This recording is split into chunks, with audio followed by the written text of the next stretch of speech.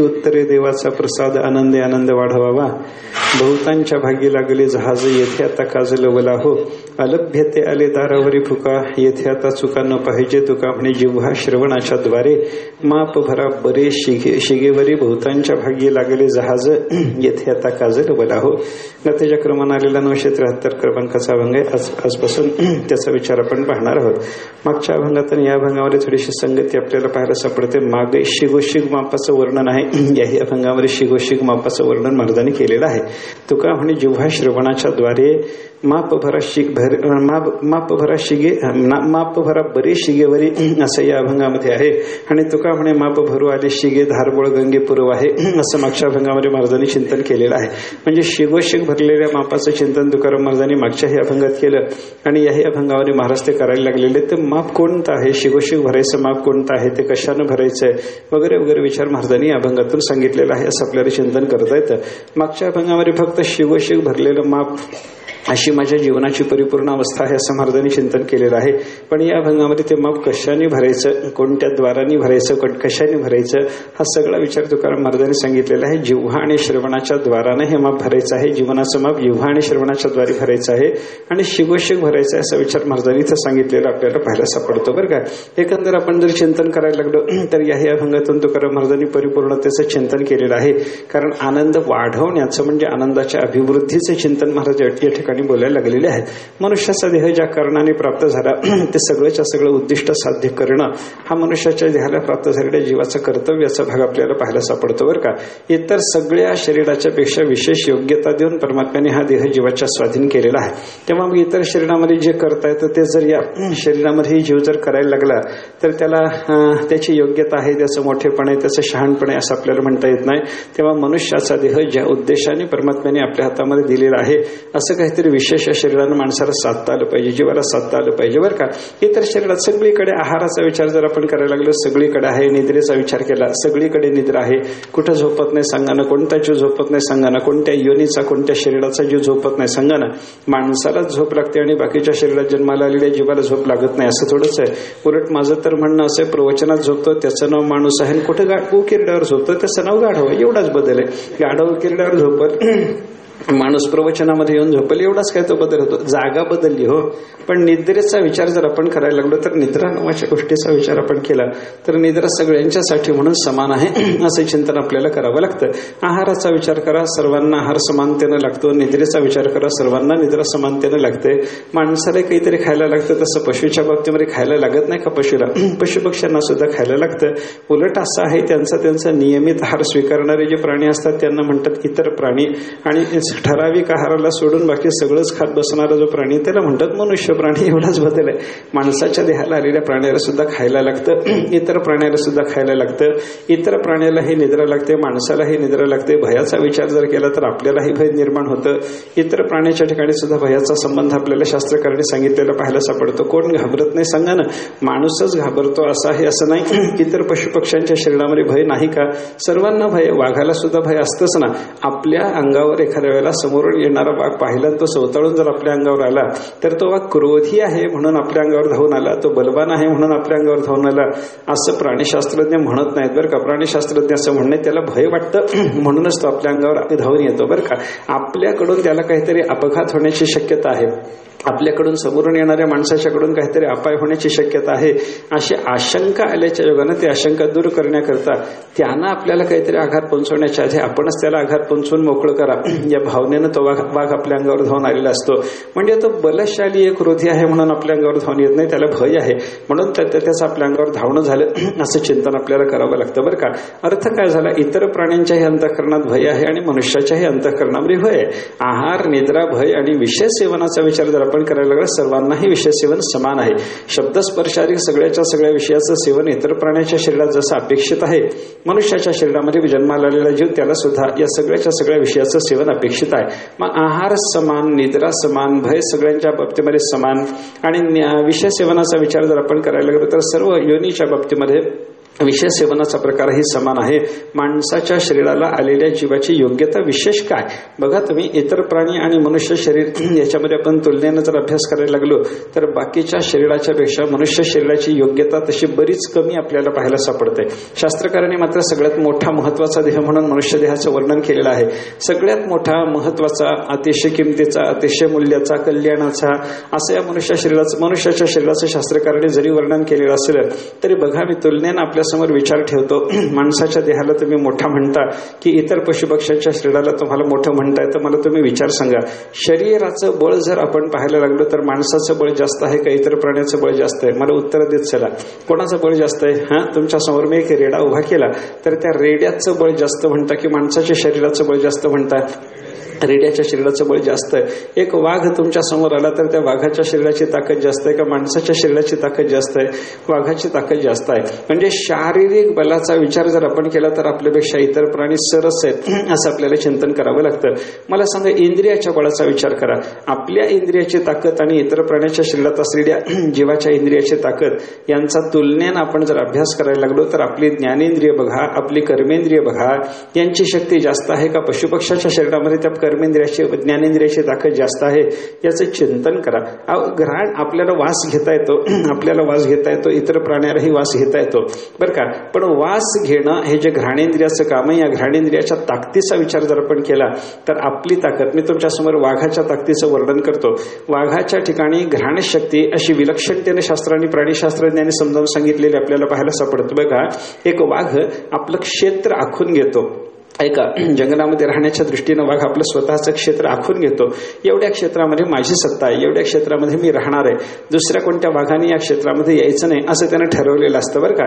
आता इतर कोणत्या वाघाने त्याच्या क्षेत्रामध्ये येऊ नये, हे या एका वाघाचं क्षेत्र आहे, हे आपलं क्षेत्र नाही असं इतर वाघांना कळण्याकरता तो वाघ सोय काय करतो? त्याची सोय अशी असते, तो एकदा आपल्या स्वतःच्या क्षेत्राच्या भोवताली एकदा मूत्ररेखा टाकून येतो म्हणे बरं का. लघवी करून येतो, फक्त त्यांना मूत्ररेखा टाकून दिली एकदा त्या सगळ्या क्षेत्राच्या भोवताली त्यानं मूत्ररेखा टाकून दिली की दुसरा वाघ त्या क्षेत्रामध्ये येत असताना त्या मूत्ररेखेपासून जायला लागला की त्याला त्या मूत्राचा गंध येतो. तो वाघ म्हणतो म्हणे, हा माझा मूत्रगंध नाही, माझ्या मूत्राचा हा गंध नसून हा दुसऱ्या कोण्या वाघाच्या मूत्राचा गंध आहे आणि त्याच्यामुळे त्याचं क्षेत्र आहे, आपण त्याच्या क्षेत्रामध्ये जायचं कारण नाही असं म्हणून तो वाघ त्या स्थानापासून परावृत्त होतो. मला सांगा, ही घ्राण शक्ती वाघाला की माणसाला? हो बोला की, काय झोपायचं काय कारण आहे याच्यामध्ये? वाघाला का माणसाला? अशी ग्रहणशक्ती माणसाला असू शकते का? असंच नाही बरं का. ग्रहणशक्तीचा विचार करा, वाच्य शक्तीचा विचार करा, आपल्याला नेत्रशक्तीचा विचार करा. आता गिधाडाच्या बाबतीमध्ये असं वर्णन करतात की बाबा, जमिनीपासून 2 किलोमीटर उंचीच्या अंतरावर उडत जाणारा जो गिधाड आहे, ऐका, हे काही आपलं कल्पनेचं नाही, कवी कल्पनेतलं मी बोलत नाही. आत्ता सध्या प्राणीशास्त्राचा अभ्यास करणारी माणसं सुद्धा हे सगळ्याच्या सगळं स्वीकारून आहेत बरं का. 2 किलोमीटर अंतरावर जमिनीपासून 2 किलोमीटर उंचीवर उडणारा जो गिधाड आहे, त्या गिधाडाला जमिनीवरून चालत जाणाऱ्या मुंगीचे पाय आणि डोळे सुद्धा दिसतात बरं का. आता इथं माझ्यासमोर लिहिलेली अक्षर काय आहेत, मला चष्मा घातल्याशिवाय दिसत नाही अशी माझी अवस्था आहे. मग मला सांगा, माझी दृष्टी चांगली आहे की गिधाडाची दृष्टी चांगली आहे? हो अरे बोला की, काय बिघडलं कुठं? त्याच्यात काय, माझ्यापेक्षा गिधाडाला श्रेष्ठ म्हणायला तुम्हाला बिघडलं कुठं? अर्थ काय सांगा ना मला. एक नाही, ते गिधाडाच्या बद्दल वर्णन जर करायचं झालं तर मी जटायूकडे जातो ना मग पुढं. जटायूला माझ्यापेक्षा श्रेष्ठ म्हणायला माझं तरी कुठे बिघडतं? जाऊ द्या, त्याचा विचार, विरोध सोडा त्याच्यातला. पण नेत्रशक्तीचा विचार जर आपण केला तर गिधाडाची नेत्रशक्ती विलक्षण आहे. नेत्रशक्तीच्या बाबतीमध्ये, इंद्रिय शक्तीच्या बाबतीमध्ये तो श्रेष्ठ ठरायला लागला बरं का. बघा तुम्ही, ते गंधाच्या बाबतीमध्ये मूत्रगंध जसा वाघाला येतो ना, तसं त्या ह्याच्याबद्दल सुद्धा, गाढवाबद्दल सुद्धा सांगतात बघा. गाढवाला इतर बाकीचं खायला काहीही चालतं, कुठलंही चालतं, कुठलाही उकिरडा त्याला फुंकायला चालतो, पण गाढवाला पाणी मात्र प्यायला अतिशय स्वच्छ लागतं म्हणे बरं का. म्हणून जुन्या काळामध्ये हे जेव्हा सैन्य घेऊन राज्य लोक फिरायचे की नाही, तेव्हा सैन्यासह त्यांचा प्रवास चालू असताना एखाद्या ठिकाणी मुक्काम पडल्याच्या नंतर आपल्याला तिथे एखादं सरोवर वगैरे पाहायचं, कारण सगळ्या सैन्याला पाणी पाहिजे प्यायला वगैरे, वापरायला वगैरे. तेव्हा त्या पाण्याच्या दृष्टीने एखाद्या सरोवराच्या काठावर मुक्काम करणं असं त्यांचं चाललेलं असायचं. पण त्या सरोवरातलं पाणी आपल्या शत्रुपक्षाच्या लोकांनी विषारी केले की काय हे पाहण्याकरता मग काय करायचं, त्याने आपल्या सैन्याच्या सोबत काही गाढवं ठेवलेली असायची बरं का. मग त्या गाढवाला ते पाणी तिथलं सगळं घ्यायचं, अगोदर त्या सरोवरातलं पाणी उचलायचं, टोपल्यामध्ये टाकायचं, त्याला ते गाढवाला दाखवायचं, आणि गाढवाने ते जर पाणी पिलं तर मग सगळ्यांनी प्यायचं बरं का. म्हणजे गाढवाची ताकद किती मोठी आहे सांगा. गाढवाला या पाण्यामध्ये विष आहे किंवा नाही याचं ज्ञान होऊ शकतं, तसं या पाण्यामध्ये विष मिसळलेलं आहे की नाही याचं ज्ञान माणसाला होतं का विचार करा. माणसाला तशा पद्धतीचं ज्ञान होतं असं आपल्याला कुठे दिसत नाही बरं का. अर्थ काय झाला, माणसाची शक्ती इंद्रियाच्या बाबतीत जर आपण विचारात घ्यायला लागलो, इतर प्राण्यांच्या पेक्षा माणसाची शक्ती पुष्कळ कमी आहे. ते वटवाघळाच्या बाबतीमध्ये सुद्धा असं सांगतात पा, ते वटवाघळाला दिसत नाही डोळ्याला, त्याला डोळ्याला दिसत नाही, पण उडत जाताना वटवाघळ कुठेतरी धडकला, त्याला दिसलं नाही म्हणून कोणत्या तरी खांबाला तो आदळला, झाडाला आदळला, कुठल्या तरी समोरच्या भिंतीला वगैरे अडथळ्याला आदळला. असं कधी वटवाघळाच्या बाबतीमध्ये होतं का? होत नाही. त्याचं कारण काय, वटवाघळाच्या बाबतीमध्ये असं सांगतात की तो काय करतो म्हणे, रस्त्याने जाताना आपल्या ध्वनी अशा सोडतो, सो सो सो सो असा आवाज करतो तो बरं का. उडत जाताना तो सो सो आवाज करतो आणि त्याच्या तोंडातून निघालेली ती वायुरेखा जी आहे, ती वायुरेखा जर सरळ जात राहिली तर तो समजतो माझ्यासमोर अडथळा नाही आणि मग तो सरळ उडत राहतो बरं का. आणि ती वायुरेखा समोर एखादा अडथळा जर असेल तर त्या अडथळ्याला लागले, धडकून जर परत आली तर त्या आघाताने तिथं समोरच्या वस्तूला त्याच्या वायुरेखेचा आघात झाल्याच्या नंतर परत आलेली वायुरेखा त्याचा जो स्पर्श याच्या शरीराला होतो त्याच्यातून लक्षात घेतो म्हणजे तो वटवाघूळ की समोर अडथळा आहे, आपल्याला इथून बाजूला वळण घेतलं पाहिजे हे त्याच्या लक्षात येतं. म्हणजे वळण लक्षात येण्याकरता वटवाघळाच्याकडे जशी सोय आहे, त्याच्या इंद्रियाची जी ताकद आहे, मला सांगा ही इंद्रियाची ताकद मनुष्याच्याकडे आहे का? अशी इंद्रियाची ताकद आपल्याकडे असलेली आपल्याला दाखवता येते का सांगा ना मला. एकंदर वाघाची ताकद इंद्रियाची जास्त, त्वचेच्या शक्तीच्या बाबतीमध्ये इतर कोणी प्राणी सरस असलेला बघा तुम्ही. शांतराबाई बसा.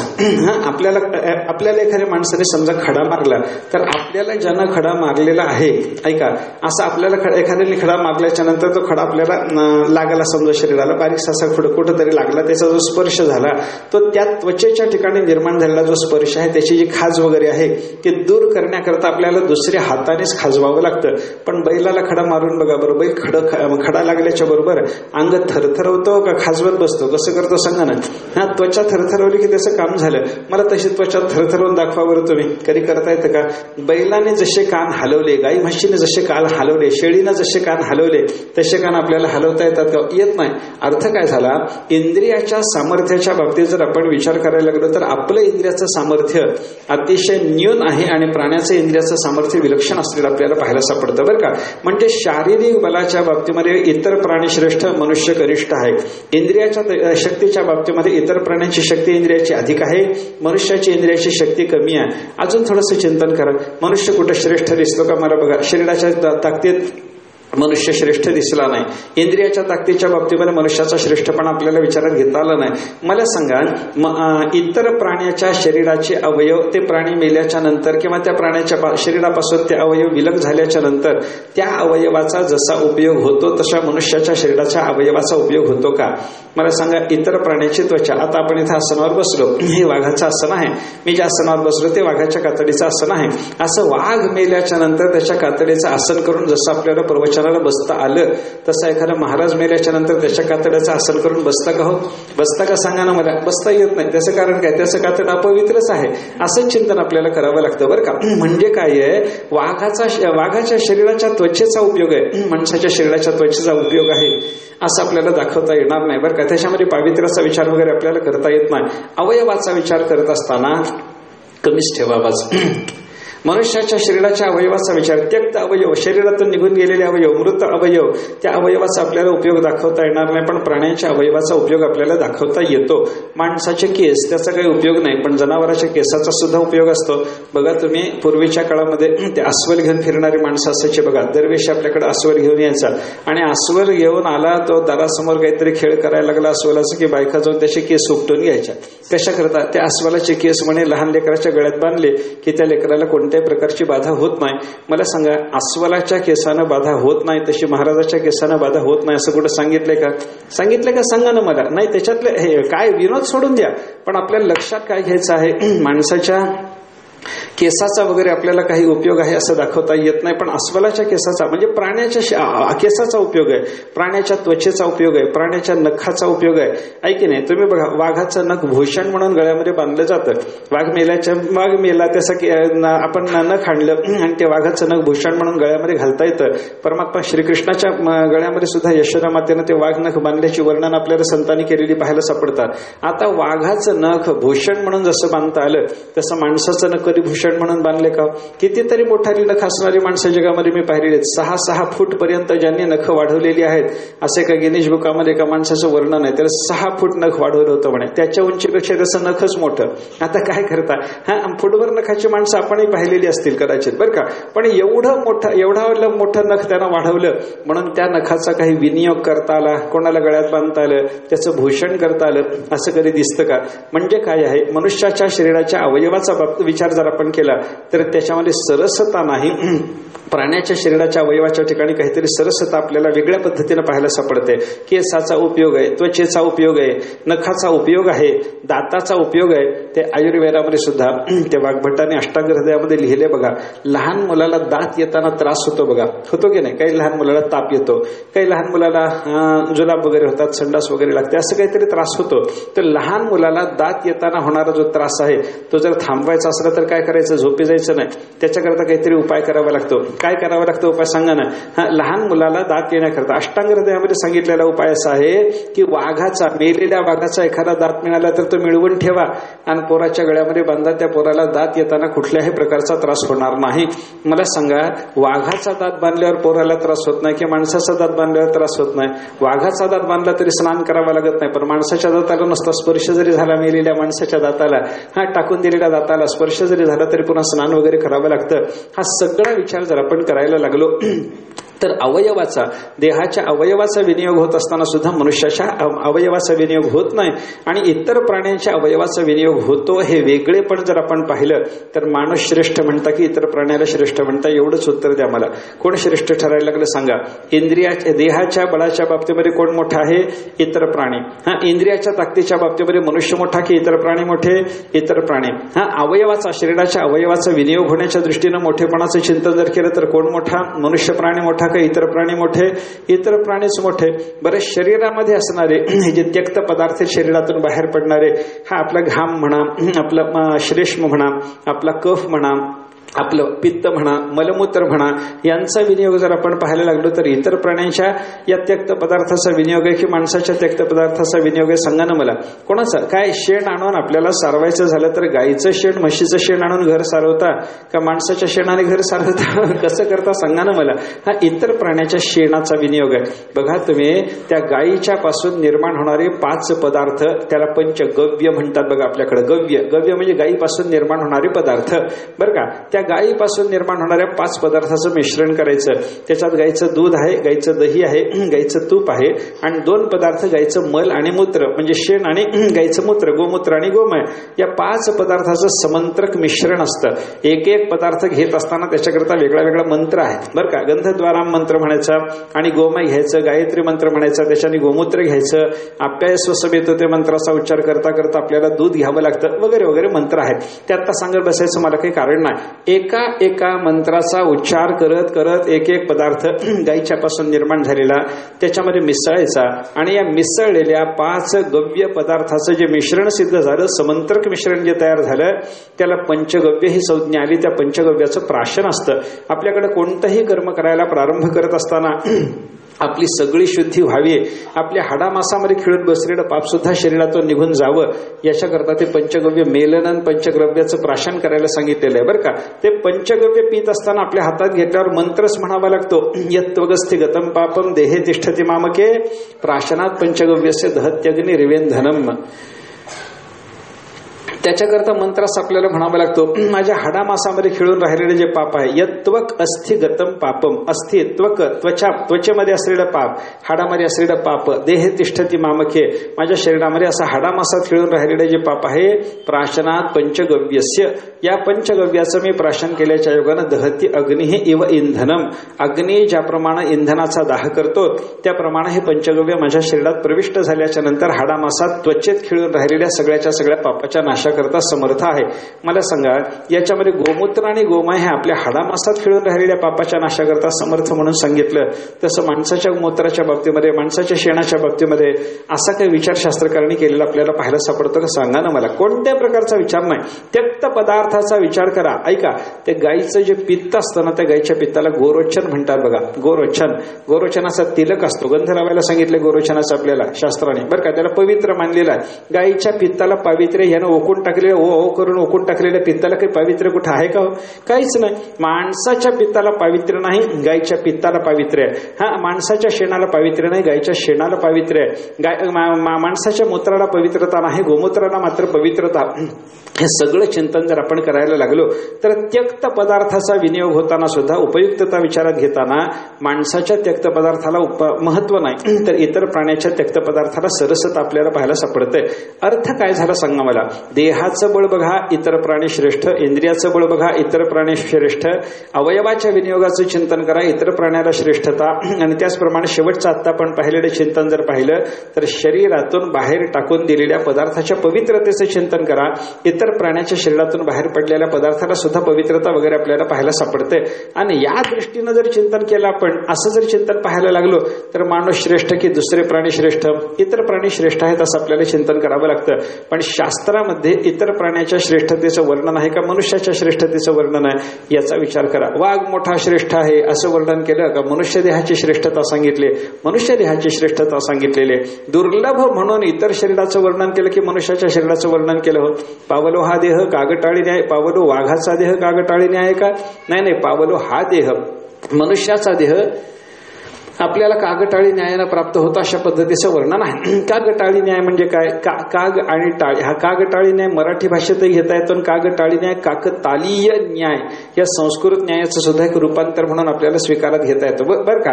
काक म्हणजे कावळा आणि ताली शब्दाचा अर्थ आहे झाडाची फांदी. बरं का. काकताली म्हणजे कावळा बसायला आणि फांदी मोडायला गाठ पडली तर कावळ्याच्या बसण्यानं फांदी मोडली का कावळा बसणं फांदी मोडणं योगायोगानं घडलं? कसं आहे, कावळा बसल्यावर फांदी मोडते का? कावळा बसणे आणि फांदी मोडणे याचा जर साहचर्यानं नियम आपल्याला सांगायचा झाला, असा जर नेहमीचा नियम असता तर प्रत्येक वेळेला कावळा बसल्यावर फांदी मोडायला पाहिजे होते. पण एका ठिकाणी कावळा बसला आणि फांदी मोडली, याच्यावरून काय म्हणावं लागतं? कावळा बसणे फांदी तुटणे योगायोग आहे. बरं का. किंवा मराठी भाषेमध्ये काग टाळी असं जे तुकाराम महाराजांनी म्हणलेलं ना, ते टाळी म्हणजे टाळीच. बरं का. आपण झोपेतून माणसाला उठवायला जे वाजवतो ना त्याला म्हणतात टाळी. बरं का. ही टाळी. आंधळा एक समजा टाळी वाजवत बसला आणि आंधळ्याने वाजवलेल्या टाळीमध्ये कावळा जर सापडला तर तो योगायोग आहे की त्या कावळ्याला पकडण्याकरता आंधळ्याने केलेला प्रयत्न आहे? हा, योगायोग आहे. कारण डोळस माणसाने मोठी खटपट करून सुद्धा त्याला जर कावळा सापडत नसेल तर कावळ्याने आंधळ्याने सहज टाळी वाजवावी आणि त्याच्या हातामध्ये कावळा सापडावा. हे कागटाळी न्यायाचं स्वरूप आहे. बरं का. योगायोग सांगण्याकरता म्हणून कागटाळी न्यायाचं चिंतन आपल्याला पाहायला सापडतं. कावळा बसला फांदी तुटली हाही योगायोग. बरं का. आणि कावळा आंधळ्याने टाळी वाजवली हातात कावळा सापडला हाही योगायोग. कशा पद्धतीनं कागटाळी न्यायाचं चिंतन करा. हा योगायोग जसा आहे, आंधळ्याच्या हातामध्ये कावळा सापडणं, टाळीत कावळा सापडणं हाही योगायोग. झाडाच्या फांदीवर कावळ्याचं बसणं आणि फांदीचं तुटणं हा जसा योगायोग, तसा जीवाच्या हातामध्ये नाना योनी फिरता फिरता मनुष्याचा देह लागणं हा सुद्धा एक प्रकारचा योगायोग आहे असं चिंतन संतांनी केलेलं आहे.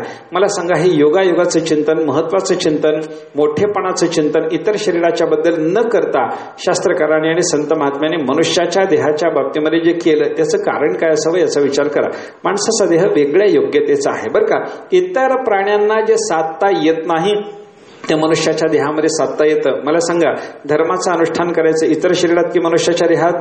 माणसाच्या देहामध्ये. आपल्याला भजन करायचं झालं तर कोणत्या शरीरामध्ये करता येतं? देवी दिला देह भजना गोमटा. आपल्याला मनुष्याच्या देहामध्ये भजन करता येतं. आपल्याला परमात्मा स्वरूपाचं यथार्थ साक्षात्कारात्मक ज्ञान मिळवायचं झालं तर ते कोणत्या शरीरात मिळवता येईल? माणसाच्या शरीरात मिळवता येतं. असं मनुष्याच्या शरीराचं जे मोठेपण आहे ना, ते परमात्म्याशी या माणसाचा जीवाचा संबंध आणून देण्याच्या दृष्टीनं मनुष्याचा देह उपयोगी पडतो. म्हणून मन मनुष्याच्या शरीराचं महत्व आहे असं शास्त्रकारांनी चिंतन केलेलं आपल्याला पाहायला पडतं. इतर कोणतंही कारण नाही.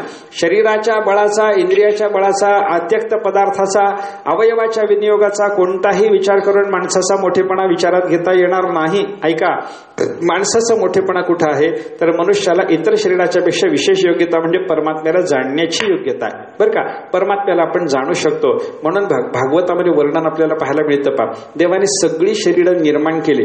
निर्माण केलेल्या प्रत्येक शरीरामध्ये जीवाला घातल्याच्या नंतर त्या शरीराकडे परमात्मा बघायला लागला आणि त्या शरीराला पाहिल्यावर देवाने असा विचार केला, याला मी निर्माण केलं पण समाधान नाही, याला निर्माण केलं समाधान नाही, बैल निर्माण केला समाधान नाही, घोडं निर्माण केलं समाधान नाही, चिमणी निर्माण केली समाधान नाही, कावळा निर्माण केला समाधान नाही, मोर निर्माण केला समाधान नाही. देवाने जो जो देह निर्माण करावा त्या त्या देहाकडे परमात्म्याने एकदा बघावं, देवाला समाधान नाही. भागवतातले शब्द आपल्याला सांगतो, सृष्ट्वा पुराणी विविधानी अजया आत्मशक्त्या वृक्षान सरीसृप पशून खग दंश मत्स्यान. एवढ्या प्रकारची सगळी शरीरं भगवंतांनी निर्माण केली. सृष्ट्वा पुराणी, पुराणी म्हणजे पुर म्हणजे शरीर, बरं का. वेगळ्या वेगळ्या प्रकारची पुर म्हणजे शरीरं परमात्म्याने निर्माण केली. कशी निर्माण केली? अजया आत्मशक्त्या, आत्मशक्ती असलेली जी माया, अजा असलेली जी माया, त्या मायेचा वापर केला, मायेचा उपाधी म्हणून भगवंताने स्वीकार केला आणि या सगळ्याच्या सगळ्या शरीराला निर्माण करायला देवाने प्रारंभ केला. ऐका, 84 लक्ष योनीची शरीरं निर्माण केली, पण त्या शरीराचा प्रकारभेद सांगत असताना फक्त 6 प्रकारभेद भागवतात सांगितलेले आहेत. वृक्षान, पहिली वनस्पती योनी, वृक्ष योनी निर्माण केली. सरीसृप, सरीसृप म्हणजे सरपटणारे प्राणी निर्माण केले.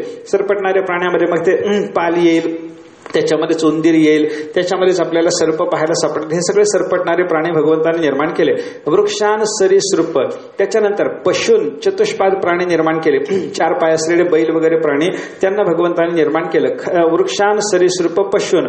खग, खग म्हणजे आकाशामध्ये विहार करणारे पक्षी परमात्म्याने निर्माण केले. दंश, यांना इतर प्राण्याला दंश करूनच आपली उपजीविका करता येते, असे चावूनच जगणारे, दुसऱ्या कोणाला तरी चावून त्याचं रक्त वगैरे घेऊन जगणारे, ढेकून म्हणा, चिलट म्हणा, मच्छर म्हणा, असे प्राणी परमात्म्याने जे निर्माण केले ना, हे सगळेच्या सगळे एका योनीमध्ये घातले. बरं का. वृक्षान सरीसृप पशून खग दंश. आणि शेवटचा प्रकार सांगितला मत्स्य. मत्स्य म्हणजे जलचर प्राणी, पाण्यामध्ये राहणारे प्राणी. या सगळ्याच्या सगळ्या प्रकारच्या शरीराला भगवंताने निर्माण केलं. या 6, आता बघा तुम्ही, 84 लक्ष योनीचा प्रकार सांगत असताना व्यास महर्षींनी 6 प्रकार जे इथं भागवतात सांगितलेले आपल्याला आता मी सांगितले. मला सांगा, 84 लक्ष योनीतलं कोणतं तरी शरीर या 6 प्रकारापेक्षा वेगळं दाखवता का? 7वा प्रकार देहाचा सांगता येत नाही आपल्याला. योनीभेद असेल, त्याच्यामध्ये शरीराच्या मध्ये रचना अजून वेगळ्या वेगळ्या प्रकारची असल्यामुळे प्रकार असू शकतो वेगळा, काहीतरी जात काहीतरी त्या प्राण्याची वेगळी असू शकते. पण प्रकार जर आपण पाहिले तर 84 लक्ष योनीचं वर्गीकरण करत असताना या 6च प्रकारामध्ये आपल्याला वर्गीकरण करता येतं. हे 6ही प्रकारचे देह, ऐका, परमेश्वराने निर्माण केले. या एका एका देहाला निर्माण केलं. निर्माण केलेल्या त्या देहामध्ये जीव घातला आणि परमात्मा त्यांच्याकडे पाहायला लागला. पण पाहिल्यावर देवाला समाधान होतं का? तैही तैही अतुष्ट हृदय. अतुष्ट हृदय, संतुष्ट हृदय नाही. देवाला संतुष्टता निर्माण झाली नाही, देवाला वाईट वाटलं, त्याच्याकडे पाहिल्यावर देवाला समाधान नाही, अशी देवाची स्थिती होते. मग शेवटी काय केलं देवाने? पुरुषम विधाय, परमात्म्याने मनुष्याला निर्माण केलं आणि मनुष्याला निर्माण केल्यानंतर देवाला समाधान प्राप्त झालं. ऐका, कशामुळे समाधान झालं? प्रवचनात झोपतात म्हणून नाही, त्याच्यामुळे समाधान वाटत नाही. देवाला समाधान वाटायचं कारण वेगळं आहे. ऐका, माणूस निर्माण केल्याच्या नंतर, ऐका, बाकी सगळी शरीरं निर्माण करून त्यांच्याकडे पाहिलं, देवाला समाधान नाही. पण मनुष्य नावाचा प्राणी निर्माण केल्यावर देवाला त्याच्याकडे पाहिल्यावर समाधान झालं. कशामुळे समाधान झालं सांगा ना मला? कशामुळे समाधान झालं? बाकीच्या शरीराला निर्माण करून देव जेव्हा त्या शरीराच्याकडे पाहायला लागला तेव्हा देवाला हे लक्षात आलं की मी याला निर्माण केले खरं, पण हा मला ओळखू शकत नाही. पण माणसाला निर्माण केल्यानंतर देवाला लक्षात आलं की याच्या ठिकाणची बुद्धी मला ओळखण्याच्या कामामध्ये समर्थ आहे. ब्रह्मावलोकधीषणम, तो मनुष्य कसा, त्याच्याकरता विशेषण व्यास महर्षीने वापरलेले आहे. परब्रह्माला अवलोकन करण्याची, पाहण्याची, जाणण्याची धिषणा म्हणजे बुद्धी या माणसाच्या ठिकाणी आहे, हे देवाच्या लक्षात आलं. देवाच्या हे लक्षात आल्यामुळे देवाला काय वाटलं? मुदम आपदेवः, देवाला समाधान वाटलं सुवर्णाने. बरं का, म्हणजे इतर शरीर निर्माण केली पण त्या शरीरामध्ये मला जाणण्याची योग्यता नाही, हे देवाला लक्षात आलं म्हणून समाधान नव्हतं. पण मनुष्याला निर्माण केल्याच्या नंतर याच्या ठिकाणी मला जाणण्याच्या कामात समर्थ असलेली बुद्धी आहे, हे लक्षात आल्यावर परमात्म्याला समाधान वाटलं. म्हणजे व्यवहारातल्या भाषेत जर सांगायचं झालं तर बापाने पोराला निर्माण केलं आणि पोरग बापालाच ओळखायला तयार नसलं तर त्या पोराला पाहून बापाला समाधान वाटत नाही. आणि निर्माण केलेलं पोरग जर बापाला ओळखत असलं तर बापाला समाधान वाटेल की झोप येईल? हा समाधानानं झोप येते हा पुढचा भाग आहे बरं का. त्याच्यात आपल्याला आता गुंतायचं ना. मला सांगा हे काय आहे? हा परमात्म्याला ओळखण्याची क्षमता एक वेगळ्या प्रकारची क्षमता मनुष्याच्या शरीराच्या ठिकाणी आहे आणि त्या दृष्टीनं मनुष्य शरीराला प्राप्त झालेल्या जीवानी प्रयत्नाला लागलं पाहिजे. मग तो प्रयत्न करत असताना माणसाने काय करायचंय? तो कसा प्रयत्न करायचा? देवाला जाणण्यासाठीचा जो प्रयत्न आहे त्या प्रयत्नाच्या वेगळ्या वेगळ्या पद्धतीनं चिंतन आपल्याला पाहायला सापडतात. तर संत महात्म्यांनी शास्त्रकारांनी ती वेगळ्या वेगळ्या पद्धतीनं आपल्यासमोर ठेवलेली पाहायला मिळतात. इथं तुकाराम महाराजांनी आपल्या जीवनाला परिपूर्णता प्राप्त करून घेण्याकरता ऐका मनुष्याच्या देहाला प्राप्त झालेला जो जीव आहे तो काय करू शकतो या संबंधामध्ये चिंतन महाराजांनी आपल्याला उपदेश करताना असं दिलेलं आहे, आनंदे आनंद वाढवावा. आपल्या जीवनाचं माप परिपूर्ण शिगोशिग भरून घेण्याकरता किंवा ते शिगोशिग भरलं याची खोड काय? आपण आनंद वृद्धी करून घ्यावी. आपल्या जीवनामध्ये आनंद आपण निर्माण करून घ्यावा, तो वाढवून घ्यावा, तो आनंद वाढवून घ्यावा. आनंद वाढवून घेतल्याच्या योगाने आपल्याला जी परिपूर्णता येणार ती वेगळ्या प्रकारची आहे बरं का. काय वाढवायला सांगितलं तुकाराम महाराजांनी या ठिकाणी आपल्याला? आनंद. आपल्या जीवनामध्ये आनंदाची अभिवृद्धी करा, आनंद साधा. प्रत्येकाच्या जीवनामध्ये प्रत्येकाला साध्य काय?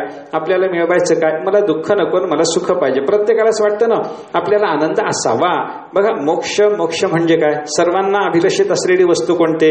जगामध्ये प्रत्येक प्राण्याला काय पाहिजे याचा विचार करा ना. प्रत्येक प्राण्याला काय पाहिजे? मला दुःख नको आणि मला सुख पाहिजे. ह्याच गोष्टीचा विचार मनुष्याच्या अंतःकरणात, जीवाच्या अंतःकरणात आहे की नाही?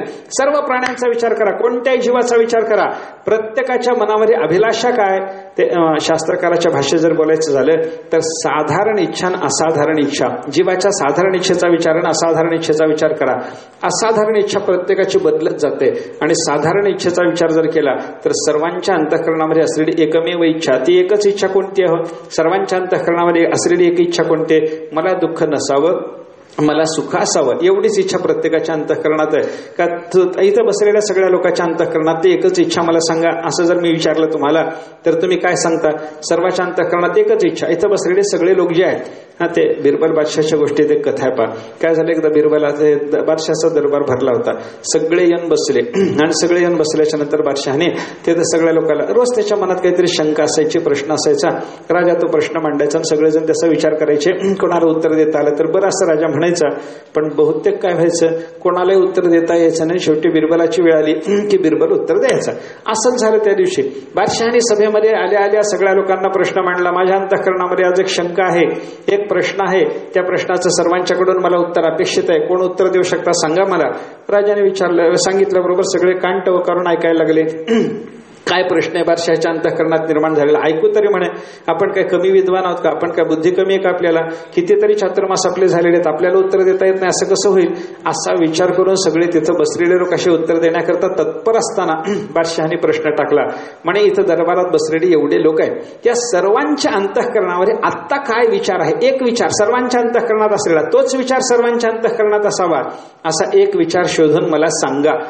म्हटल्याच्या नंतर एकाएकाला विचारायला सुरुवात केली. आपण सांगता कोणी काही उत्तर द्यायला तयार नाही. अरे प्रत्येकाला वाटायला लागलं माझ्या अंतःकरणात जे आहे तेच बाजूच्या माणसाच्या अंतःकरणामध्ये कसं असणार? याच्या अंतःकरणात जे आहे, समजा माझा मित्र असल्यामुळे मी जाणून हे सांगायचा प्रयत्न केला. दुसरा बाजूला बसलेला माझा मित्र कुठे आहे, त्याचा माझा परिचय कुठे आहे, तो त्याच्या अंतःकरणामध्ये असलेला विचार मला कसा कळेल? असाच विचार प्रत्येकाच्या अंतःकरणात यायला लागला बरं का. मग शेवटी बिरबलाकडे बादशाह आला आणि बादशहानं बिरबलाला विचारलं, बिरबल माझा प्रश्न ऐकला सरकार? काय प्रश्न आहे माझा? इथं दरबारात बसलेल्या सगळ्या लोकांच्या अंतःकरणावर असलेला आत्ताचा एकच विचार जो सर्वांच्या अंतःकरणात आहे असा मला सांगायचा आहे, असं तुम्ही मला विचारलं, असं तुम्ही विचारतात म्हणे. मग बादशाहने विचारलं, तुझ्याकडे उत्तर आहे बिरबल? बिरबल म्हणला, हो सरकार माझ्याकडे उत्तर आहे. मग सांगतो म्हणे सरकार. मला जर तुम्ही प्रश्न विचारला तर मला उत्तर द्यायचं आहे. बाकीचं कोणी उत्तर देऊ शकलं नाही त्याच्याशी मला घेणं देणं नाही. पण मी जर तुमच्या प्रश्नाचं उत्तर देऊ शकत असेल तर मला तुमचं उत्तर द्यायचं. काय उत्तर आहे? बादशहाला बिरबलाने काय सांगितलं, सरकार इथं दरबारात बसलेले जेवढे लोक आहेत की नाही या सर्वांच्या अंतःकरणात एकच विचार आता आहे, बादशहाचं भलं व्हावं. सर्वांच्या अंतःकरणातला विचार कोणता? काय विचार आहे? सर्वांच्या अंतःकरणातला विचार कोणता? बादशहाचं भलं व्हावं, कल्याण व्हावं, बादशहाला सुख असावं, बादशहाचं भलं व्हावं, हा सर्वांच्या अंतःकरणातला एकमेव विचार आहे सरकार.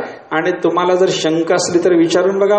एका एकाला उभं करा आणि विचारा, असं तुझ्या मनात विचार, आता काय म्हणेल का उभं राहिल्यावर, ही 7:30 जाऊ दे म्हणून, बादशहा लवकर मरू दे, असं एखाद्याच्या मनात जरी असलं तरी बादशहा समोर उभं राहून तो म्हणेल का, सरकार तुमच्याबद्दल माझ्या मनावर वाईट विचार म्हणू शकत नाही. बिरबलानं दिलेलं जे उत्तर होतं सर्वांच्या असाधारण, हे सर्वांच्या साधारण इच्छेचा विचार करत असताना बिरबलाने सांगितलेली जी साधारण इच्छा होते, मला सांगा हे युक्तीनं दिलेलं उत्तर आहे की हे सत्य उत्तर आहे? हो, कसं युक्तीनं दिलेलं उत्तर आहे. सगळ्यांची मुस्कटदाबी व्हावी, कोणाला काही बोलता येऊ नये, अशा पद्धतीनं बिरबलाने केलेली ती योजना होते.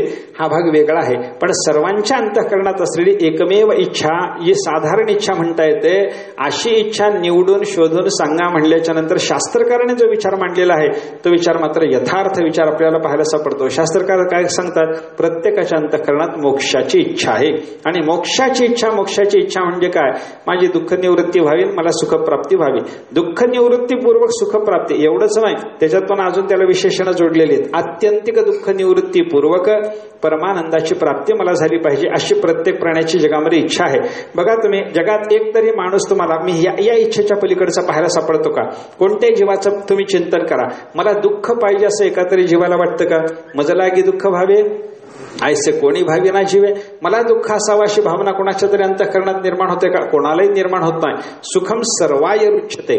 शास्त्रकाराचा विचार जर आपण त्या संदर्भातला पाहायला लागलो तर शास्त्रकार सांगतात सर्वांना आवडणारी एकमेव गोष्ट कोणती? सुख. सर्वांना सुख आवडतं, सर्वांना सुख आवडतं.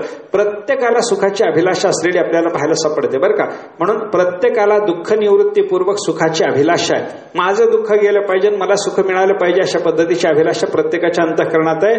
आणि यालाच मोक्ष म्हणतात बरं का. आत्यंतिक दुःख निवृत्तीपूर्वक परमानंदाची प्राप्ती याला मोक्ष म्हणतात. ऐका, त्याच्यात पुन्हा अजून शास्त्रकारांनी विचार करत असताना आपल्याकडे सुद्धा तो विचार अद्वैत वेदांत ग्रंथामध्ये सुद्धा पाहायला सापडतो बरं का. तुम्ही बघा, हे मोक्षाचे जे 2 अंश आहेत, एक दुःख निवृत्तीचा अंश आहे, एक सुखाच्या प्राप्तीचा अंश आहे. मला सांगा, या 2 अंशापैकी अधिक अभिलाषा दुःख निवृत्तीची आहे की सुखाच्या प्राप्तीची आहे? सांगा बरं. कसं आहे, दुःख गेलं पाहिजे हे उत्कर्षानं वाटतं का मला सुख प्राप्त झालं पाहिजे हे प्राधान्यानं वाटतं आपल्याला? कसं आहे सांगा ना. हा, नाही, त्याच्यात विचार चाललाय आपला. आता दोन्ही आवश्यक आहे तर मान्यच आहे, ते मोक्षाचं स्वरूप ठरवलंच आहे आपण. पण त्याच्यात चिंतन करत असताना आपल्याला दुःख निवृत्तीची अधिक अभिलाषा आहे का सुखाच्या प्राप्तीची अधिक अभिलाषा आहे? काय आहे सांगा ना. हा, सुखाच्या प्राप्तीची अभिलाषा आहे का दुःखाच्या निवृत्तीची आहे? एक उत्तर द्या की मला. मतभेद कशाला करता? आपण सगळे एका विचाराचे इथं बसलेले लोक आहोत ना, मग आपल्याला मतभेद कशाला पाहिजे? काय एक सांगा ना. नाही, जाऊ द्या, मतभेद येऊ द्या. कसा मतभेद आहे सांगा ना मला. सुखाच्या प्राप्तीची अभिलाषा सर्वांना आहे का? मला दुःख राहिलं तर चालेल, सुख मिळालं पाहिजे अशी अभिलाषा आहे का? दुःख निवृत्तीपूर्वक सुखाच्या प्राप्तीची इच्छा आहे का? आणि त्याच्यात चिंतन करत असताना दुःखाची निवृत्ती पहिल्यांदा पाहिजे की सुखाची प्राप्ती पहिल्यांदा पाहिजे? सांगा ना. प्रकर्षानं काय पाहिजे? दुःखाची निवृत्ती. उदाहरणानं बघा ना, एखाद्या माणसाला ताप आला आणि ताप येऊन त्याला भरपूर अशक्तपणा आला, पुष्टी त्याच्या शरीरातली गेली. मग आता सांगा, त्याला आधी ताप जावा वाटतो की माझी पुष्टी मला पहिल्यांदा मिळावी वाटतं? काय मिळावं वाटतं सांगा ना. कसं होईल? हा, ताप जावा वाटलं, पुष्टीनंतर ताप गेल्याच्या नंतर मग पुष्टीचा विचार. वैद्याकडे गेल्यानंतर वैद्य सुद्धा औषधाची योजना तशीच करतो बरं का. अगोदर तुम्हाला काहीतरी ताप जाण्याचं औषध देतो आणि मग असलेला अशक्तपणा घालवण्याकरता म्हणून टॉनिक वगैरे देऊन मग पुष्टीचा विचार तो करतो. हे काय आहे? दुःख निवृत्तीची अभिलाषा पहिल्यांदा आणि सुखाच्या प्राप्तीची नंतर. म्हणून क्रम सांगत असताना मोक्षाच्या 2 अंशाचा जो क्रम सांगितलाय त्या क्रमामध्ये आत्यंतिक दुःख निवृत्ती पूर्वक परमानंदाची प्राप्ती असा शब्दप्रयोग आहे का? परमानंद प्राप्ती पूर्वक आत्यंतिक दुःख निवृत्ती. क्रम कसा सांगितलाय आपल्याकडं? आत्यंतिक दुःख निवृत्ती पहिल्यांदा सांगितले. म्हणजे अभिलाषा कशाची आपल्या अंतःकरणामध्ये याचा विचार जर आपण केला, मोक्षाची अभिलाषा. सर्वांची साधारण इच्छा जर काही असेल तर दुःख निवृत्तीपूर्वक परमानंदाच्या प्राप्तीची सर्वांना अभिलाषा आहे. पण त्याच्यात अंशाचा विचार करत असताना दुःखाच्या निवृत्तीची पहिल्यांदा अभिलाषा आणि सुखाच्या प्राप्तीची त्याच्यानंतर असलेली अभिलाषा आपल्याला पाहायला सापडते.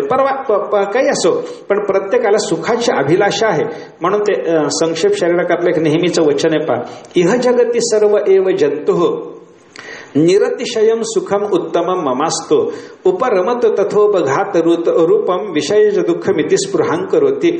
इह जगती, या जगामध्ये सर्व जंतु म्हणजे सगळेच्या सगळे जीव स्पृहां करोति म्हणजे इच्छा करतात. जगातले सगळेच्या सगळे प्राणी, या जगामध्ये जन्माला आलेले सगळे प्राणी अशी अभिलाषा करतात. काय अभिलाषा करतात? हा, इह जगती सर्व एव जंतु निरतिशयम सुखम उत्तमम मम असतो. प्रत्येकाची इच्छा काय? ज्याला निरतिशय सुख म्हणतात, उत्तम सुख म्हणतात, ते मला असो अशी अभिलाषा करतात. आणि उपरमत उपघात रूपम, माझ्या इंद्रियाच्या ठिकाणी उपघात म्हणजे आदळण्याच्या रूपाने येऊन पडणार, व्यथा निर्माण करणार अशा पद्धतीचं जे दुःख आहे हे उपरमतो. विषयापासून, प्रतिकूल विषयापासून निर्माण होणारे जे दुःख आहे हे मात्र माझ्यापासून उपराम झालं पाहिजे. म्हणजे दुःखाच्या निवृत्तीची आणि सुखाच्या प्राप्तीची मनुष्याच्या अंतःकरणात इच्छा. म्हणजे सर्वांना काय पाहिजे? आनंद पाहिजे. आपल्याला दुःख नकोय, आपल्याला आनंद पाहिजे, सर्वांना आनंद पाहिजे. ऐका, काही जगामध्ये लोक असे आपल्याला पाहायला सापडतात. मी 2 उदाहरणं भक्ताची आपल्या समोर ठेवतो. त्याने दुःखाची मागणी केली. आता दुःखाची मागणी करणारा एखादा मोठा महात्मा तुम्हाला जर पाहायला सापडत असेल तर मग दुःखाची मागणी करतो म्हणजे दुःख त्याला आवडतं असं म्हणावं लागेल की ना. दुःख मागितलं म्हणजे आवडल्याशिवाय मागितलं का? आवडल्याशिवाय मागितलं नाही.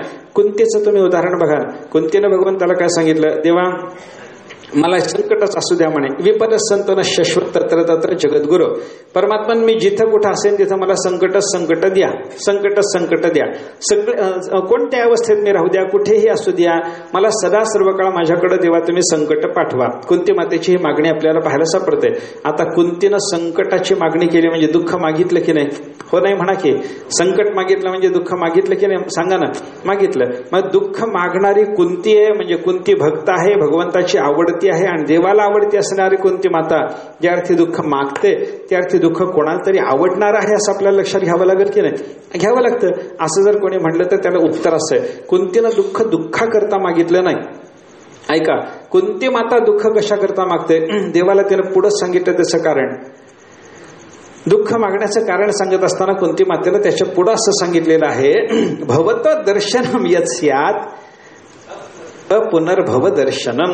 हा, कुंती माता पुढे देवाला सांगायला लागली, देवा म्हणजे कुंतीनं असं सांगितलं की देवा माझ्याकडे संकट आलं म्हणजे काय होतं? संकटात आम्हाला तुमचं स्मरण घडतं, तुमचं दर्शन होतं.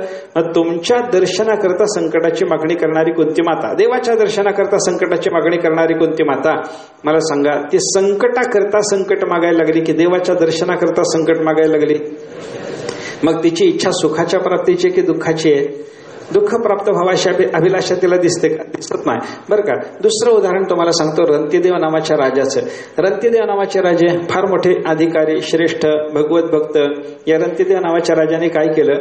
त्यांचं सगळं पृथ्वीचं राज्य, सगळी संपत्ती त्याने दानधर्मामध्ये वगैरे खर्च करून टाकली. परोपकारात सगळ्या संपत्तीचा वेध झाला आणि सगळी संपत्ती परोपकाराकरता खर्च झालेली असताना या महात्म्याने पुढे काय केलं? आपल्या सगळ्या कुटुंबासहित ते अरण्यामध्ये जाऊन राहायला लागले, एकांतात राहायला लागले. आपल्याजवळ आता काही नाही, आपण कोणी जरी याचक आपल्याकडे आला तर त्याला काही देऊ शकत नाही. मग काय करा? निवांत कुठेतरी एकांतामध्ये राहा. हे एकांतात राहिले कुटुंबासहित. ते स्वतः आहे, त्यांची भार्या आहे, त्यांचा मुलगा आहे, त्यांची सून सोबत आहे. हे 4 जण अरण्यामध्ये एकांतामध्ये राहिले कुठेतरी जाऊन. आणि कुठे राहिले हे कोणालाही ठाऊक नाही. अशा अवस्थेमध्ये या महात्म्याने अयाचित व्रत घेतलं. म्हणजे न मागता जे काही मिळालं तेवढं सेवन करून राहायचं असं सकुटुंब व्रत घेतलं. आणि त्याचा परिणाम काय झाला? त्या रंत्यदेवाचा मुक्काम कुठे आहे जगात कोणालाही ठाऊक नाही. यांचा अयाचित व्रत. अशा अवस्थेमध्ये कोणालाही ते कुठं राहतात हे ठाऊक नसल्यामुळे कोणी त्यांच्या भेटीला जात नाही, त्यांना कोणी काही नेऊन दिलं नाही. 48 दिवस गेले. 48 दिवसामध्ये रंत्यदेवाच्या सबंध कुटुंबाला अन्नाचा एक कड नाही, पाण्याचा एक थेंब मिळाला नाही. 48 दिवसाच्या नंतर रंत्यदेवाच्याकडे कोणाला तरी एका माणसाला कळालं या ठिकाणी रंत्यदेव राहतात. मग त्याने काय केलं? थोडेसे असे काही अन्नाचे पदार्थ एका पत्राळीत वाढून घेतले. तळलेले पदार्थ होते आणि थोडंसं एक तांब्याभर पाणी घेऊन रंत्यदेवाच्याकडे गेला. त्यांना ते सगळं समर्पण केलं. समर्पण करून त्यांना सांगितलं म्हणे आपण हे स्वीकारावं अशी माझी तुम्हाला विनंती आहे. तुमचं अयाचित व्रत आहे, तुम्ही मागत नाही हे मला माहिती आहे आणि न मागता मी हे तुम्हाला आणून दिलेलं हे स्वीकारायला तुम्हाला हरकत नाही. रंत्यदेवाने त्याच्यापासून ते ठेवून घेतलं. ते अन्न ठेवून घेतलं आणि अन्न ठेवून घेऊन त्या अन्नाचा विभाग करून आता थोडेसे आलेले पदार्थ, एक तांब्यावर मिळालेलं पाणी, हे सगळ्यांनी 4 जणांनी विभागून खायचं म्हणून त्यांनी काय केलं? पानाचे असे लहान लहान द्रोण तयार केले, त्याच्यात पाणी विभागून घेतलं. एक द्रोण पाणी. थोडंसं अन्न ते प्रत्येकाच्या समोर एका पानामध्ये घेतलं आणि आता ते सेवन करायचं. एवढ्यात वेगळ्या वेगळ्या रूपाने येऊन परमात्म्याने 3दा त्यांच्याकडे येऊन त्यांचं सगळं अन्न आणि पाणीही मागून घेतलं. रंतीदेवाने ते सगळं देऊन टाकलं. ऐका, 48 दिवसाच्या नंतर खायला मिळालेलं अन्न, 48 दिवसानंतर प्यायला मिळालेलं घोटघोट पाणी, हे सगळ्या कुटुंबात सह रंतीदेवाने हे दान देऊन टाकलं. आणि हे दान देणं झाल्याच्या नंतर 48 दिवसाच्या नंतर आपल्याकडे असलेलं अन्न पाणी संपून गेल्यावर हे रंतीदेव परमात्म्याला धन्यवाद द्यायला लागले. देवा, केवढे उपकार आहेत म्हणे. 48 दिवसामध्ये या रंतीदेवाकडं कोणी जर मागायला आला असता तर त्याला देण्यासारखं रंतीदेवाकडे काही नव्हतं. त्या 48 दिवसाच्या काळात देवा तुम्ही माझ्याकडे कोणाला पाठवलं नाही, तुमची कृपा. आणि 48 दिवसाच्या नंतर या रंतीदेवाजवळ कोणी जर याचक आला तर त्याला काहीतरी अन्न पाणी देण्याची क्षमता या रंतीदेवाकडे निर्माण झाल्यानंतर देवा तुम्ही लगेच याचक पाठवता, तुमची कृपा म्हणे. आता 48 दिवसाच्या नंतर देवाने याचक पाठवला, ही कृपा म्हणणारे रंतीदेवच असू शकतात बरं का, दुसरा कोणी असू शकत नाही. आपल्याला समजा 48 दिवसांनी कोणी घासभर अन्न आणून, 48 दिवसांनी कशाला, 1 दिवसानंतर आपल्याला थोडंसं घासभर अन्न कोणीतरी आणून द्यावं आणि ते अन्न आपल्या समोर असताना, अन्न जाऊ द्या, कपभर चहा म्हणा की, तो चहा आपल्या समोर आल्याच्या नंतर दुसरा कोणी मागायला यावं आणि त्याला देण्याचं आपल्याला अडचणीचं काम पडावं, आपण लगेच देवाला दोष द्यायला लागतो की नाही. देवा, काय मला दिवसभराच्या नंतर मिळालेला कपभर चहा सुद्धा देवा घशात होतो दिला नाही, तो आपण देवाला बोललो असतो. पण रंतीदेवाने देवाला धन्यवाद देऊन ते सगळंच्या सगळं दान करून टाकलं. आणि हे सगळं दान करून झाल्याच्या नंतर परमात्मा रंतीदेवाच्या समोर प्रगट झाले. प्रगट होऊन भगवंताने सांगितलं, रंतीदेवा, मी प्रसन्न आहे तुमच्यावर, काही मागायचं असलं तर मागा, जे काही मागायचं असेल ते मागा. रंतीदेवाने काय सांगावं, रंतीदेव म्हणायला लागले, देवा माझी तुमच्या चरणाला एकच मागणी आहे म्हणे. काय, जगामध्ये सर्व प्राण्यांच्या वाट्याला आलेलं सगळं दुःख मी एकटा भोगतो, सगळे जग सुखी होऊ द्या म्हणे. त्या रंतीदेवाचे भागवतामध्ये आलेले शब्द आहेत पहा, न कामयहम गतिम ईश्वरात पराम अष्टर्धी युक्ताम ही अपुनर्भवम वा आर्त्यम प्रपद्ये खिलदेह भाजाम अंतस्थितो येन भवन्त्य दुःखाः. रंतीदेवाने भगवंताला सांगून टाकलं, देवा काय करा म्हणे, न कामयहम गतिम ईश्वरात पराम, ईश्वरापेक्षा मोठी गती देवा तुम्ही मला देणार असाल, मला नको. राज्यपदाच्या पेक्षा मोठं तुम्ही पद मला देणार असाल तर मला त्याची अभिलाषा नाही. हा, अष्टर्धी युक्तम ही अपुनर्भवम वा, अष्ट महासिद्धीच्या ऐश्वर्यासहित. ऐका, अपुनर्भव म्हणजे मोक्ष, पुन्हा जन्माला यावं लागत नाही, त्या मोक्षाला अपुनर्भव म्हणतात. त्या अष्टमहासिद्धीच्या ऐश्वर्यासहित मोक्ष तुम्ही मला देणार असाल देवा, त्याची मला अभिलाषा नाही. मग काय पाहिजे, तुम्हाला मोक्ष नको म्हणता, अष्टमहासिद्धीचं ऐश्वर्य नको म्हणता, तुम्हाला राजपदाच्या पेक्षा मोठं पद तुम्हाला देण्याचं ठरवलं, ईश्वरापेक्षा मोठी गती तुम्हाला द्यायची ठरली, नको म्हणता. तुम्हाला काय मागायचंय रंतीदेवा? रंतीदेवाने काय सांगावं, आर्तिम प्रपद्ये अखिल देह भाजाम, जगामध्ये असणारे सगळेच्या सगळे प्राणी, त्यांच्या वाट्याला आलेलं सगळंच्या सगळं दुःख मी एकटा भोगतो, एवढंच करा देवा, सगळ्याचं दुःख माझ्याकडे पाठवून द्या. कशा करता, हा, आर्तिम प्रपद्ये खिल देह भाजाम अंतस्थितो येन भवन्त्य दुःखाः. आणि त्याच्या योगानं सगळ्या जीवाच्या वाट्याला आलेलं सगळं दुःख माझ्याकडे एकदा आलं की जगातल्या सगळ्याच्या सगळ्या प्राण्यांना दुःख मुक्ततेनं जगता येईल देवा, याच्याकरता सर्वांचं दुःख माझ्याकडे पाठवून द्या. मला सांगा, रंतीदेवाने सगळ्या प्राण्याचं दुःख माझ्याकडे पाठवून द्या अशी मागणी केली, याचा अर्थ रंतीदेवासारखा एखादा तरी महात्मा दुःखाची मागणी करणारा, दुःख पाहिजे म्हणणारा आहे असं आपल्याला म्हणावं लागेल की नाही? का झोप आली? सांगा ना मला. हा, एखादा तरी महात्मा जगामध्ये मला दुःख पाहिजे म्हणणारा आहे की नाही? आहे. मग रंतीदेवाने जे दुःख मागितलं, हे दुःख दुःखाकरता मागितलं की सुखाकरता मागितलं, याचा विचार करा परत. कशा करता मागितलं? रंतीदेवाने दुःख दुःखाकरता मागितलं की सुखाकरता मागितलं? इतरांच्या सुखाकरता नको, मला स्वतःच्या सुखाचाच विचार करायचा. रंतीदेवाने दुःखाची मागणी केली, ती स्वतःच्या सुखाकरता केली की स्वतःच्या दुःखाकरता केली? स्वतःच्या सुखाकरता का दुःखाकरता? सुखाकरताच म्हणावं लागतं. त्याचं कारण काय, रंतीदेवासारखा महात्मा जो आहे ना, तो स्वतःचं सुख स्वतःच्या सुखात पाहत नाही, जगाच्या सुखात स्वतःचं सुख बघतो, जगाच्या दुःखामध्ये स्वतःचं दुःख बघतो. महापुरुषाची अशी अवस्था असते की नाही, परदुःखात दुःखी होणारा आणि परसुखामध्ये सुखी होणारा असा तो महापुरुष असतो. अशी वर्णन आपण पाहतो ना, ज्ञानोबरांनी चिंतनच केलं की पाव शीतळताल आहे ते डोळ्याची लागी होये, तैसा परसुखे जाय सुखावत जो. ज्ञानोबा सांगतात की नाही, एखाद्याला समजा उष्णता झाली, उष्णता होऊन जळजळ व्हायला लागली, डोळ्याची आग व्हायला लागली, तर डोळ्याची आग होत असताना त्याला शीतोपचार करताना तूप वगैरे जे चोळणं असतं, ते डोळ्यात तूप घालतात की पायाला चोळतात? हा, तुमच्याकडे कसं आहे सांगा ना जरा. हा, पायाला चोळतात. मग पायाला तूप चोळल्यानंतर बरं कोणाला वाटतं? पायाला वाटतं की डोळ्याला बरं वाटतं? डोळ्याला बरं वाटतं. डोळ्याने आपल्याला बरं वाटावं याच्याकरता आपल्याकडे तूप घ्यावं की पायाला द्यावं? ऐका, अरे बोला की. डोळ्याला बरं वाटायचं असेल तर डोळ्याने तूप आपल्याकडे घ्यावं की पायाला द्यावं? पायाला द्यावं. पायाला दिल्यावर डोळ्याला बरं वाटतं हा नियम रंतीदेवाला ठाऊक आहे ना. जगाला सुख दिलं की आपल्याला सुख मिळतं हे रंतीदेवाला ठाऊक आहे. बरं, दुःखाच्या बाबतीमध्ये सुद्धा संतांचं कसं आहे? दुसऱ्याच्या दुःखामध्ये संत महात्मे दुःखी होतात बरं का. तर त्यालाही उदाहरण ज्ञानोबराने तिथं आपल्याला पाहायला मिळतं. पायी काटा निहटे ते व्यथा जीवी उमटे, तैसा पोळे संकटे पुढीलाचे. ज्ञानेश्वर महाराजांनी चिंतन असं केलेलं आहे, दुसऱ्याच्या दुःखामध्ये महात्म्याला दुःख असतं. त्याचं उत्तर देताना ज्ञानेश्वर महाराजांनी उदाहरण देताना आपल्याला सांगितलं, पायाला काटा मोडला तर पायाला काटा मोडल्याच्या नंतर पायाला व्यथा झाली की जीवाला व्यथा झाली? कोणाला व्यथा झाली? व्यथित कोण झाला? म्हणणारं कोण आहे? माझ्या पायाला काटा टोचला म्हटल्याबरोबर अरे रे बाप रे असं म्हणणारं कोण असतं सांगा ना मला. पायाला काटा मोडला की व्यथा जीवाला. त्या पद्धतीनं दुसऱ्या जगामध्ये सर्वांना दुःख झाल्याच्या नंतर जगातल्या जीवाला दुःख झाल्याच्या नंतर दुःखी होणारा महात्मा असतो बरं का. म्हणजे महात्म्याला जगाच्या दुःखात स्वतःचं दुःख दिसतं, स्वतःच्या सुखदुःखामध्ये स्वतःच्या सुखदुःखाचा विचार महापुरुषाकडे नाही, हे चिंतन लक्षात घ्या. आणि या महापुरुषाच्या पदवीला प्राप्त झालेले जर रंतीदेव असतील तर त्यांना जगाच्या दुःखात दुःख, जगाच्या सुखात सुख दिसत असेल तर सगळ्या जगाचं दुःख जावं आणि सगळ्या जगाने सुखी व्हावं याच्यात त्यांना स्वतःचं सुख दुःख दिसत असेल, सुख दिसतं. अशा असल्यामुळे रंतीदेवाने सगळ्या जगाचं दुःख माझ्याकडे येऊ दे अशी मागणी केली. मला सांगा, रंतीदेव दुःखाची मागणी करतात असं जरी दिसत असलं तरी दुःखाची मागणी नाही, सुखाचीच मागणी आहे. आणि कुंती माता दुःखाची मागणी करते असं जरी दिसत असलं तरी ते दुःखाची संकटाची मागणी करणं नसून सुखाचीच मागणी करणं आहे, हे आपल्याला लक्षात घेतलं पाहिजे. आणि अशा पद्धतीनं जर चिंतन केलं तर जगामध्ये सर्वांना आवडणारी गोष्ट कोणते? सुखम सर्वाय रुच्यते. सर्वांना सुखाची अभिलाषा आहे आणि ते सुख प्राप्त व्हावं म्हणजे दुःख निवृत्तीपूर्वक सुखाची प्राप्ती, आत्यंतिक दुःख निवृत्तीपूर्वक परमानंदाची प्राप्ती, हे मोक्षाचं स्वरूप आपल्याकडे वेदांतात ठरवलेलं आहे बरं का. सगळे शास्त्रकर्ते असं मानतात असं म्हणायचं कारण नाही. काही लोकांच्या दृष्टीनं केवळ दुःख निवृत्ती रूप मोक्ष आहे. ऐका, काही लोकांच्या दृष्टीनं केवळ सुखप्राप्तीरूप मोक्ष आहे आणि वेदांतातच केवळ असं मानलेलं आहे की दुःख निवृत्तीपूर्वक परमानंदाची प्राप्ती झाली पाहिजे, त्याला मोक्ष म्हणायचं. मोक्षाचं स्वरूप मांडत असताना एका अंशाला मोक्ष मानणारी शास्त्रकार आहेत. तुम्ही नैयायिकाला विचारा ना, नैयायिकाला विचारा, न्यायशास्त्राला विचारलं तर ते आपल्याला सांगतात की आमच्याकडे मोक्ष म्हणजे काय? 21 दुःख ध्वंस, 21 प्रकारचं दुःख आहे आणि त्या 21 प्रकारच्या दुःखाचा ध्वंस म्हणजे नाश झाला पाहिजे. 21 प्रकारच्या दुःखाचा नाश होऊन जावा यालाच आम्ही मोक्ष म्हणतो. म्हणजे त्यांच्या दृष्टीनं मोक्ष कसा झाला? एका अंशाचा की दोन्ही अंशाचा? दुःख निवृत्तीपूर्वक सुखप्राप्ती हे त्यांचं मोक्षाचं स्वरूप आहे की केवळ दुःख निवृत्ती हो? केवळ दुःख निवृत्ती.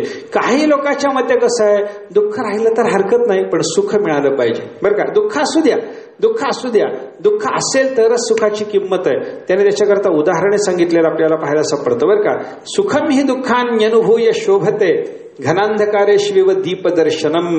त्यांनी उदाहरण आपल्याला सांगितलं, दिव्याची शोभा असते असं म्हणतात.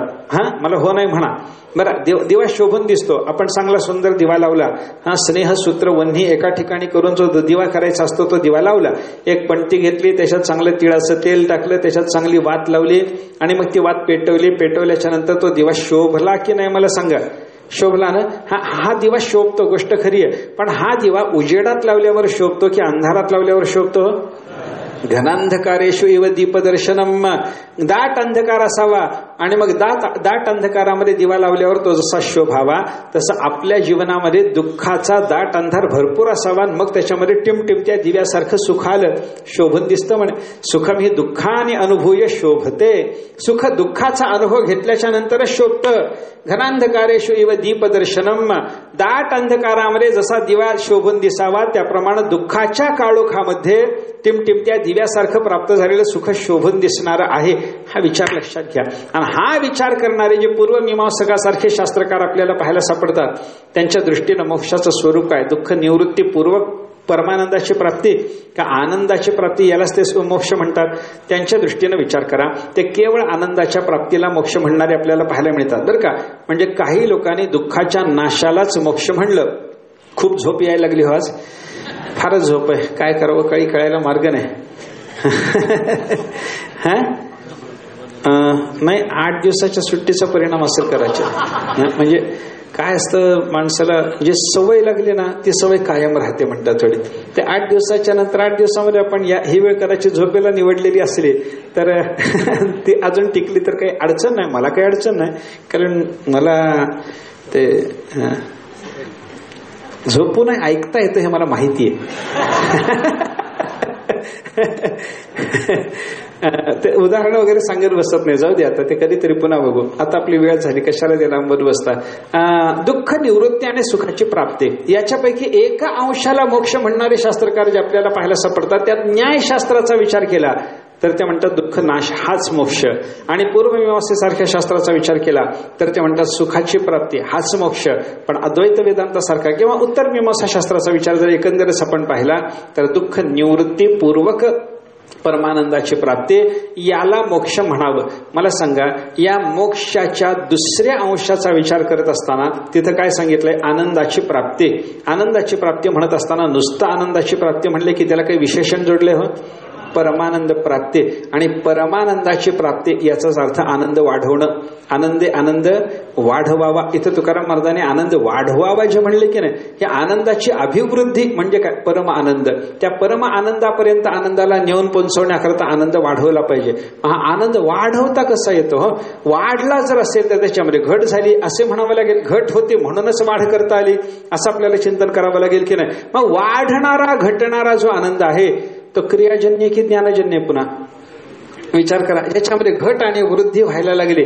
जो क्रमी जास्त व्हायला लागला तो क्रियाजन्य की ज्ञानजन्य? क्रियाजन्य म्हणावा लागेल. आणि मग क्रियाजन्य असणारा घट असलेला आता नंतर क्रियेच्या योगाने वाढलेला असा जो आनंद आहे त्या आनंदाला आपल्याला शाश्वत म्हणता येईल की अशाश्वत म्हणावं लागेल? आता अशाश्वत होईल. मग वाढलेला आनंद अशाश्वत जर असेल तर आनंदाला आनंद वाढवावा असं तुकाराम महाराज कसं म्हणतात त्याचं थोडंसं चिंतन आपल्याला करायचंय. पण आनंदाची अभिवृद्धी म्हणजे परमानंदापर्यंत जाण्याकरता आनंद वाढवणे हाच मोक्षाचा विचार आपल्याला करावा लागतो.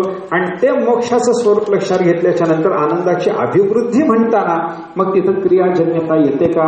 ती क्रियाजन्य, त्या आनंदाची स्थिती क्रियाजन्य मानायची का? तो क्रियाजन्य असेल तर मग नाशिवंत ठरायला लागला त्याची काय संगती विचारात घ्यायची? त्या संबंध